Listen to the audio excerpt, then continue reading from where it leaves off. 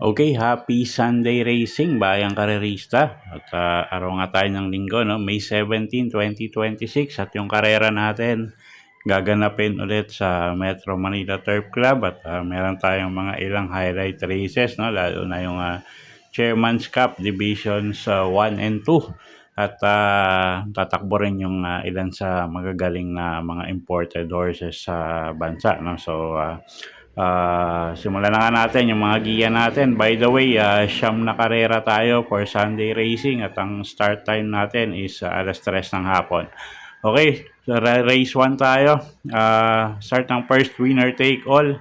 1,400 meters ang distansya, class 4, 42 to 56 bracket. First choice natin dito yung kalahok numero 13 na si Nana Bubu, na medyo lamang yan, tingin natin, no? At JB Hernandez yung re-renda dyan, isang matuling kalahok. So first choice nga natin yan. Second choice natin dito yung kalahok numero G's na si Bride 3. RM Garcia naman yung sasakay yan, medyo mababa na rin sa grupo yan, isang imported horse din. At kuha tayong third choice, kalahok numero 8, Perpetuator. AP Asuncion yung sasakay dyan. Isa sa mga up and coming imported horses yan. Okay, so sa race 1, first choice nga, numero 13, Nana Bubu. Second choice, kalahok numero G, Bride 3. At third choice nga, numero 8, Perpetuator. Okay, race number 2 tayo. Isa sa mga highlight races natin, Piracom Chairman's Cup Division 2. Start ng first pick 5, distansya natin dito 2,000 meters, so medyo mahaba to. First choice ko dito, kalahok numero 8, High Dollar. Dyan Alvin Gosi yung sasakay dyan, baka mapabor yung distansya sa kanya, no? At baka magkaroon ng lutsyahan sa una, so mapabor dun sa numero 8. So first choice natin yan. Tapos kukuha akong dalawang dehado, no? Pang dehado, kalahok numero 5 na si Houdini at kalahok numero 3, couple entering Marvelous Maxine at Swift Andre. So kayo na bahala kung gusto nyo dagdag yung malalamadong 1 at 2. Basta ako pili ko dito kalahok numero 8 sa race number 2, High Dollar, at pwedeng pangsama pang dehado, kalahok numero 5 Houdini at couple entering numero 3 Marvelous Maxine at Swift Andre. Okay, race 3 tayo. Start ng second winner take all. Class 5, 17 to 41 bracket, 1,400 meters ang distansya natin dito. First choice, kalahok numero 3 na rin, si Super Daily din. RCC Masyo yung sasakay dyan. Medyo mababa sa grupo. At siya na rin yung first choice nga natin. At tumatakbo naman tong kabayong to kahit kaninong hinete. So tingin ko walang magiging problema. Second choice natin dito, yung kalahok numero 1 na si Kaboom.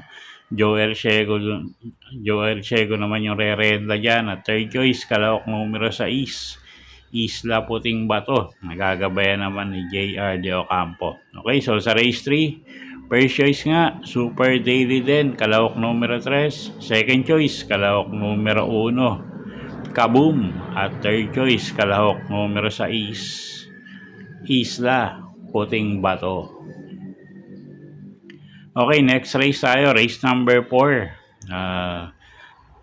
Piracom Chairman's Cup 1, Division 1, no? 2,000 meters ulit ang distansya natin dito. Start ng pick 6. May 6 na kalahok tayo dito. First choice na rin natin yung kalahok numero 6 na si Jungkook. Pabs Cabalejo yung re-renda dyan. At siya nga yung first choice natin, no? At siya yung pinaka-consistent manakbo nga dito sa grupong to. At pabor pa yung distansya sa kanya. Second choice natin yung kalahok numero 5, medyo dehado, no? Easy Does It. JM Estorque naman yung sasakay dyan. At siya nga yung second choice natin dito sa race number 4. So, kayo na bahalang magdagdag kung may kursonada kayong iba dyan. Okay, so sa race 4, first choice nga numero 6, Jungkook.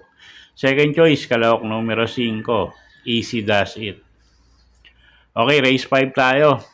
MMTCI special race. 1,400 meters, start ng second peak 5. Halos lowest group to, no? First choice natin dito, yung numero 1 na si MyStar. Masyado nang baba sa grupo tong kabayong to. Dan L. Camanyero, yung re-renda dyan. At siya na rin yung may pinaka-best time nga dito, no? Or yung kalahok numero 3. Pero anyway, siya na rin yung first choice nga natin, numero 1, MyStar. Masyado nang mababa sa grupo yan. Second choice natin, yung kalahok numero 6 na si National Treasure. Gagabayan naman yan ni Lester F. De Jesus.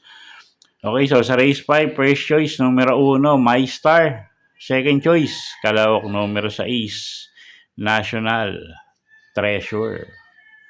Okay, race 6 tayo. Start ng peak 4. Isa na namang Metro Manila Turf Club special race. 1,400 meters ang distansya. First choice natin dito, yung kalahok numero 7, G's Favorite, JL Lazaro, yung re-renta dyan. Maganda post position. At alam niyo naman tong grupong to, no? Pagandahan ng gising. So, kung may kursonada kayong iba, dagdag nyo na lang. At anyway, siya nga yung first choice natin, numero 7, G's Favorite. Second choice, kalahok numero 1. From the same stable na rin, no? Numero 1 nga, Asong 4G. Sasakay naman ni BJ Guerra. Okay, so sa race 6, first choice nga, numero 7, G's Favorite. Second choice, numero 1, Asong 4G. Okay, race 7 tayo. Class 3, 57 to 70 bracket. Distansya, 1 milya, 1,600 meters. Okay, first choice natin dito, yung kalahok numero 7, couple entering charge La Castle, at numero 7A, ready to risk it all. John Paul A. Gose at John Alvin Gose yung re-renta dyan. So, sila na rin yung first choice nga natin dito, no? Second choice, yung kalahok numero 4, nagbabalik, Sherbet Fountain. Pati Dilemma naman yung sasakay dyan. So, galing sa maiksing bakasyon.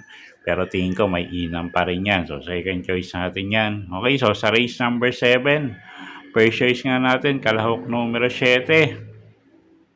Couple entering charge La Castle at ready to risk it all. At second choice nga, kalahok numero 4, Sherbet Fountain. Okay, next race tayo. Race number 8, penultimate race. Class 4, 42 to 56 bracket. Distansya, 1,400 meters. Okay, medyo magulong karera to, no? First choice nga natin dito, yung kalahok numero 11 na rin na si Madre Taberna. Pabs M. Caballero yung re-renta dyan. Isang imported horse. Napakainam ng huling ikinilos nito. So, first choice nga natin yan. Second choice, kalahok numero 8 na si Black Widow. Si Espare Jr. naman yung re-renta dyan. At tumakbo lang ng maayos yan. Tingin natin, malaki panalo. At third choice natin dito, kalahok numero 9, 2 de Junio. Gagabayan naman ni JD Huco. Okay, so sa race 8, first choice nga natin, numero 11, Madre Taberna. Second choice, kalahok numero 8, Black Widow. At third choice nga, kalahok numero 9, 2 de Junio. Okay, race number 9 tayo. Last and final race for the day. Class 3, 57 to 70 bracket. 1,600 meters ang distansya natin dito. So, halo to, no? Imported at local runners. First choice natin, numero G's, Miss Ocala. Si Espare Jr. yung sasakay dyan. At medyo tingin ko gumaang yung laban nito ngayon. At siya nga yung first choice natin. Second choice, kalahok numero 11 na si Chancelicious. Pati Dilemma yung re-renta dyan. Isang matuling kalahok. Pag nauna, tingin natin na malaki panalo, no? Although may mga matutulin din dito. Pero yun nga, pag nauna, mukhang kayang tumapos ng karera. At third choice natin dito, kalahok numero 14 na si Baobab. JRD Ocampo naman yung re-renta dyan. At pwedeng pangsama pang dehado. Sa mga exotic nyo, kalahok numero 8, Lucky Gem. Okay, so sa race 9, first choice nga numero 10, Miss Ocala. Second choice, kalahok numero 11, Chancelicious. Third choice, kalahok numero 14, Baobab. At pwede nga pangsama sa mga exotic pang dehado. Kalahok numero 8, Lucky Gem. Okay, so yun po yung mga giya natin para sa araw ng linggo, May 17, 2026. Sana po yung makatulong sa pagpili nyo ng mga tatayaang kabayo. Inuulit ko po, kayo pa rin po masusunod kung saan nyo itataya yung pinagpaguran yung pera. Good luck po at happy Sunday racing, bayang karerista!